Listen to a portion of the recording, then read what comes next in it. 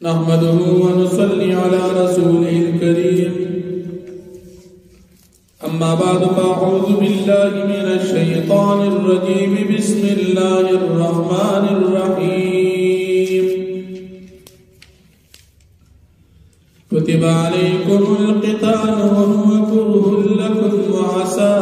أن تكرهوا شيئا وهو خير لكم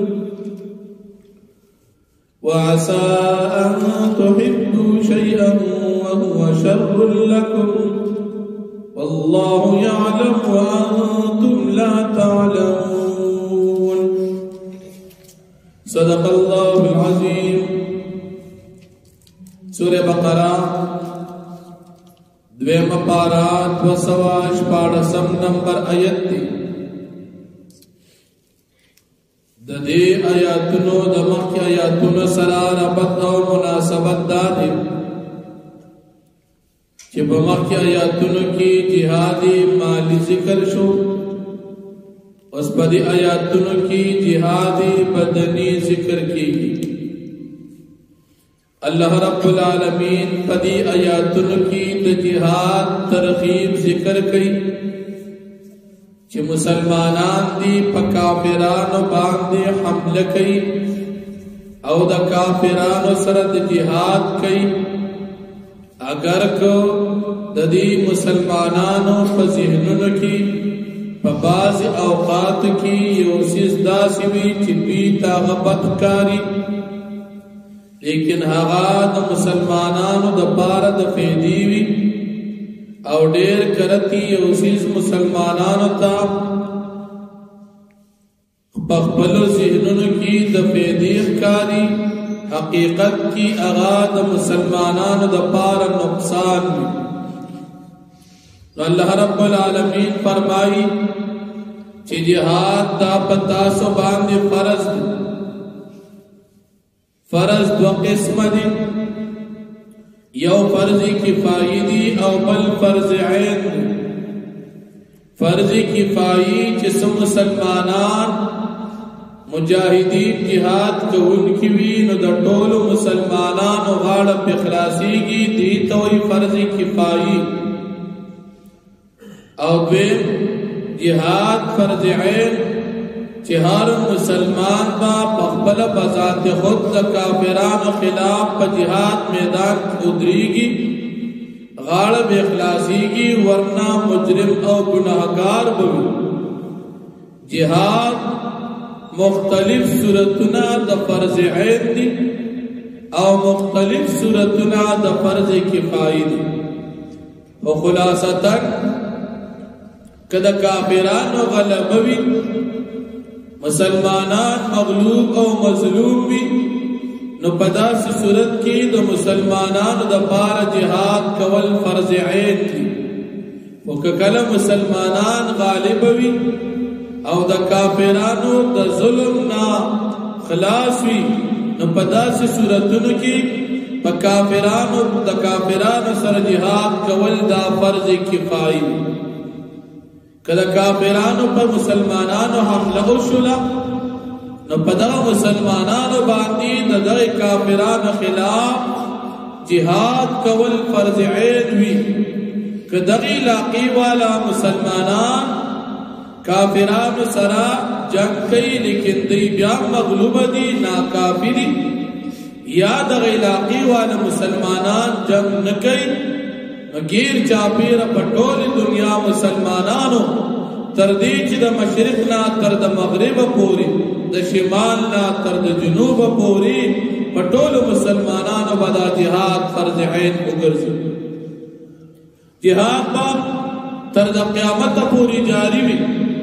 او با جہاد کا اللہ پاک دا مسلمانانو عزت کی خودی دی دا دی وجنا نبی کریم صلی اللہ علیہ وسلم کہ یو طرف امام الانبیاء دی لیکن بل طرف دا مجاہدین یومی سردار او یومی امیر المؤمنین دی بل طرف دا مجاہدین دا جہاد دا میدان یو بہترین سپاہی دی نبی علیہ السلام مخبل باندی دا کافران سر بذات خود جنگونا کڑی دی بل نبی کریم صلی اللہ علیہ وسلم فرمائی کله چې تاسو مسلمانان جهاد پرېږدئ الله پاک په تاسو باندې ذلت او رسوایی راوړي په جهاد کې عزت دی نبی علیہ الصلوۃ والسلام فرمائی جهاد دا د مسلمانانو د پاره د عزت سبب دی وجنا نبی کریم صلی الله علیه وسلم فرمائی سماج لغواړي چې جنگ کو تر دې چې شهید شم بیا ژوندي شم او بیا جنگ کو بیا شهید شم بیا ژوندي شم جنگ کو تر دې چې بیا شهید شم نبی علیہ الصلوۃ والسلام دا تمنا کړو بل چې کله مسلمانان د کافرانو سره jihad کوي نو پدې کې د کافرانو په زړونو کې د مسلمانانو يروي نو کافر په مسلمان باندې ظلم نشي کولی او چې کله مسلمانان jihad پری نو کافران په ظلمونم کې کافران په پکسونم لبي کافران په قسم چلونه زده کوي دا به وجداوي چې کافر به مسلمان نه یریږي نه نبی علیہ السلام الله جل شانہ فرمایي چې ډېر کړه ته یو سیس تاسو بد ګڼئ اب تاسو لپاره خوي لکه جنگ کول نه کافر سره دا خو انسان طبيعت نه غواړي جنگ دی پدې کې خامخا سړی ته زخمونه راسي سړی کله قید شي سړی کله پکې شهید شي دا خو ستړي والدي دا خو تکلیف دی لیکن الله فرمایي چې ډېر کړه ته یو سیس وتا خپل ځان د لپاره غږنئ اب تاسو لپاره بدی او یو سیز بتا سو بد غنی اب استاد فارخی jihad کول ساس په ذهنونو کې بنا بدی حقیقت کې دا استاد لپاره بهتر دی او jihad پر خودل ساس ذهنونو کې دا وکي دي شي خوبي لیکن په حقیقت کې دا استاد لپاره بد دی ځکه مسلمان عزت دا په jihad دی او بل د دې آیت شان نزول په نن درس کې نبی کریم صلی الله علیه وسلم د بدر د غزانا میاشتې وړاندې په دویم کال د هجرت یو صحابي د خپل ترور زوی حضرت عبدالله ابن جحش رضی الله عنه د سره اتو یا 12 مجاهدین ملګری کړل مهاجرین چې تاسو بلال شئ یو خط ورکړ خط ورکړ چې 2 ورځې سفر کړ تاسو او کوي دا خط بیا کولا وای مخکې به دا خط ګوري نه عبدالله بن جحش رضی الله عنه تاسو کې چې په کوم طرف لاړ نبی علیہ الصلوۃ والسلام ته اشاره وکړه چې په دې نجد طرف باندې لاړ شي لار دا ونسي او مزل 2 ورځې کوي او چې کله 2 ورځې مزل وکړي التبتا دا خط کولو چې 2 ورځې مزل وکړي مقام نخلی ته ورسېدل چې دا د مکې او د طائف ترمنځ څه خط کې لیکلو چې تاسو دغه د انتظار وکړئ چې انتظار وکړئ یو قافله به د کافرانو راځي او تاسو پاغي باندې حمله وکړئ کې دې چې تاسو لاس ته د کافرانو د قافله راشي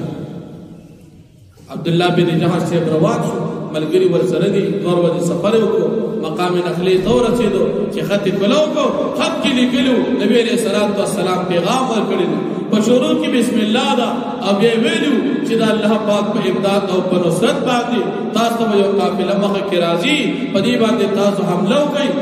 او تاسو ته کې دي چې دا قافله لاس راځي او دا سامان او دا قافله اسباب ما تر ورسو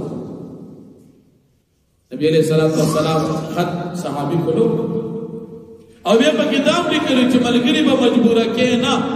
که یو ملګری سره په خپل شوق باندې په کافرانو حمله کوي کوټیک دا او کنه کې مجبور کوي عبدالله بن جحش رضی الله عنه خط کولو دې ملګری ته پیغام ټول وګورو نبی علیہ السلام ای ټول وی چې نبی علیہ الصلوۃ والسلام سویل دي زمون سر بچی چې قبول په کافرانو قافله باندې حمله کوي دا اسلام اولنې غزا ده اولنې سریه ده چې نبی علیہ الصلوۃ والسلام لګل عبدالله بن جحش سے وای کوم ملګری چې مرګ د شهادت ته تیاری ما سره تیار شي ټول یې تیار یو د الله د رضا لپاره موږ شهادت ته تیار یو انتظار کو قافله را په قافله کې د کافرانو اسباب را روان دي قیمتی اسباب دي سامان دي پدې کې یو سړی دی عمر ابن الحضرمي بل سړی دی حکم ابن کیسان او بل عثمان ابن عبد الله او نور کسان چې دې په حمله وکړه. عمر ابن الحضرمي پکې ولګېد دې مړ شو او حکم ابن کیسان او عثمان ابن عبد الله دې یقید کړل چې ګیر کړل. اوس دا صحابه کرامو چې دا حمله وکړه دا د جمادی الثانی اخیرانه ورځ ده د صحابه په خیال کې او حقیقت کې وا د رجب اولنې ورځ د صحابه خیال ته چې دا د جمادی الثانی اخیرانه ورځ ده او په حقیقت کې د ورځ و د رجب او رجب د اشهر حرم د میاشت نوا چې په دې کې جنگ کول بند نو د میاشت اگر وزوا چې په کومه کې جنگ کول بند او د صحابه په خیال کې راوا چې دا هغه ورځ ده چې په دې کې جنگ کیږي لا ورځ سبا ده. صحابه خیال کې ده چې سړی کله ورکه دا یقید کړ قافلې ټول په افطار کړه نور کسان کافرانو او تختیدل. نبی علیہ الصلوۃ والسلام ته راوسته قافله دلته کافرانو ډرامه شروع چې ګوره پاشوره حرم کې زم سړی مړ کړي. صحابه کرام خیال خدا چې دا شوره حرم نه لري سړی مړ کړي او حقیقت کې مسله و. نبی علیہ الصلوۃ والسلام چې کافرانو ته سمونه دی وخت نبی علیہ الصلوۃ والسلام تعالی پیغام نه دی ملو شي. صحابه کرام ټول مال د غنیمت نبی علیہ السلام ته پیش کړ. نبی علیہ الصلوۃ والسلام وی ترکمه پوری ما ته الله پاک طرف نه هدایت نه ملو شي زدا قافلې دا سامان نه تقسیمو. اللہ جل شانہ آیت نازل کو نبی علیہ الصلوۃ والسلام غنیمت مال پنځه حصے کو یوې بیت المال تکا او سلور حصے په صحابو تقسیم کو. او دی آیت کې دا نازل شو چې کافرانو تاسو یې زموږ سړی مړکړي دی غټ ظلم کړی د عزت په میاشت کې مستاسو دا ظلم د الله پاک سره شریک جوړول دا د ارسل لوی ظلم خپل ظلم د کفر نه کاری او کستا سړی مړ کو نه غلط ظلم کار. بیا صحابه کرام ته پوښتنه یې چې موږ دا سړی مړ کړی او درجه اولنې ورځ ده نو په دې jihad موږ ته ثواب ملو شو کو ملو شو. الله پاک آیت نازل کو چې دې مؤمنان دا مؤمنان دي هجرت کړی دي jihad کړی دي ته الله پاک اجر ورکړي. صحابه کرام خوشاله شو. نو اوس ابتدا کی مسله دا و چې په دغه عزت احترام نه کوي جنگ کول بندو. لیکن د جمهور علماء د رأی مطابق د اشهر حرم په میاشت کې تر د قیامت پورې د مسلمانانو د پاره جنگ کول شرعاً صحیح او جایز دی. مخکې مشروع نو بیا رسو جایز او ګرځیدل نو الله جل شانه فرمایي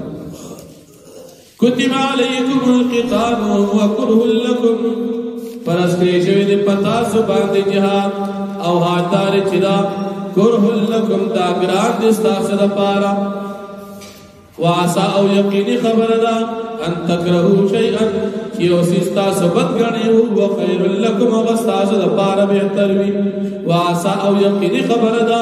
ان تحبوا شیئا چې تاسو اوسس د خپل ځان لپاره غنی او هو شر لکم ودابت بستاسو لپاره. والله يعلم انتم لا تعلمون او الله پاک بھی یو حال دا چې تاسو نه پیږئ. يسألونك عن الشهر الحرام دي تپوس کی ستان پیغمبر علیہ السلام فمیات دا حرمت کی قتال فيه جنگ کول پکې څنګه دي. قل تو فرمای پیغمبر علیہ السلام قتال فيه كبير جنگ کول پدې میات کې ډېر لوی ګناه ده. کوم وخت چې پکې جنگ ګناه وا هغه وخت وصد عن سبيل الله او بند والخلق دا الله پاک دلارنا وكفر به او الله پاک باندې کفر کول والمسجد الحرام او خلق بند والمسجد الحرام وإخراج أهله أو بسم الله الذي مسجد حرام منه الذي جمعتنا أكبر عند الله دا ډېر زیات لوی ګناه ده په نزد الله. تاسو خو زموږ سړی مړ کړی دا څنګه دی ګناه ده نو ګناه خدا تاسو کفر کوي مسلمانان د جماعتونو بندوي او د مسجد حرام نه خلق بندوي دغه طرف کار تاسو هغه ګناه هغه ډېر دی. والفتنة أكبر من القتل او شرك او کفر دا ډېر لوی جرم دی د قتلنا ولا يزالون يقاتلونكم او همیشه د پاره دا کافران به تاسو سره جنگ کوي حتی تر دې پورې يردوکم عن دینکم ان استطاعوا چې دی واپس کی تاسو د تاسو د دیننا کچر د دې طاقت نشي د کافرانو د زړه حال سره مسلمانان د دین اړول ومن يرتد منكم عن دينه او راسوک چا مرتد شو وړي د خپل دیننا استاسنا ويمت هو کافر او په دې حال کې دې مړ شو وهو کافر حال دار چې دې کافر فاولئک حبطت اعمالهم پس دا کسان چې دې حبطت اعمالهم برباد ولا شد دوی عملنا فی الدنیا والآخرة په دنیا او آخرت کې اولئک اصحاب النار او دا کسان خاوندان د اور دي هم فيها خالدون دی او په دې اور کې همیشه د پاره وي ان الذين امنوا بشکا کسان چې مؤمنان دي والذین هاجروا کسان چې هجرت کو وجاهدوا فی سبیل الله او دې جهاد کو د الله پاک په لار کې اولئک دا کسان چې يرجون رحمت الله دی امید ساتي د الله پاک د رحمت والله غفور رحیم او الله پاک بخون کی مهربان ذات دی